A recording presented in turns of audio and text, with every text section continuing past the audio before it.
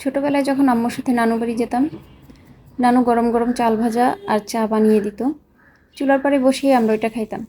এত মজা ছিল, মানে কি বলবো, সেই স্বাদ এখন আর পাই না। নানু বেঁচে নাই, এখন আর নানুর হাতের সেই চাল ভাজা আর চা খাওয়ার মতো তৃপ্তি কোনো কিছুতেই যেন হয় না। আপনারা কি কখনো খেয়েছেন চাল ভাজা চায়ে ভিজিয়ে? চাল ভাজা চায়ে ভিজাতাম আর বলতাম, আম্মু আমার চাল ভাজা কই গেল, আমি তো চাল ভাজা খুঁজে পাই না। আসলে সেই স্মৃতিগুলো এখন মনে পড়লে খুব কষ্ট লাগে। তো নানু তো বেঁচে নাই, গরম গরম চাল ভাজা আর চুলার পাড়ে বসে খাওয়া সেই জায়গাও এখন আর নাই। কী করবো, ডিজিটাল চাল ভাজা নিজেই বানিয়ে খাচ্ছি। আপনারাও ট্রাই করতে পারেন, ভালোই লাগে। আমি এখানে ধনেপাতা, কাঁচামরিচ, রসুন কুচি, পেঁয়াজ কুচি দিয়েছি, সেই সাথে সাদা লবণ, বিট লবণ আর একটু সরিষার তেল।